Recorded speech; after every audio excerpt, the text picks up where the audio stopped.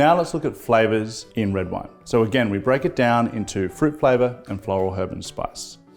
But instead of looking at citrus, green fruit, stone fruit, tropical fruit, we look at red fruit and black fruit, and that's the spectrum.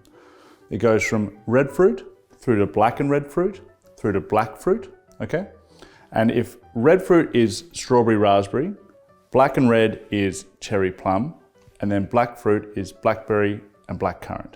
What I want you to think about in that sort of mid palate of your tongue, I want you to think about the sweetness, and is it juicy and bright and playful like a strawberry or a raspberry? Is it tart and a little bit brooding like a cherry or a plum? Or is it kind of juicy and brooding and kind of brambly like a blackberry or a blackcurrant? Okay? Have a sip, think about that mid palate and think about where it sits. Okay? Sometimes your red fruits can be a little bit confectionery like red licorice, and your sort of black and red fruits can have a bit more of a spice quality like cinnamon and clove in there as well.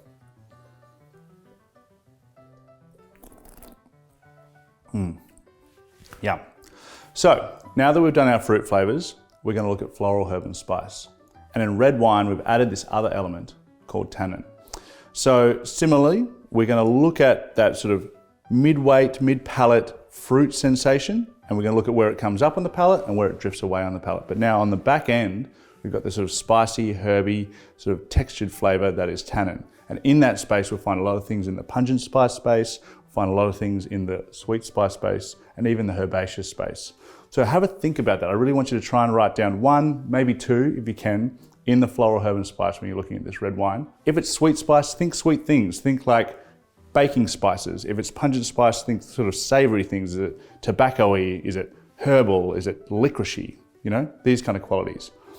Have a go, write two things in if you can, and that is flavor in a red wine.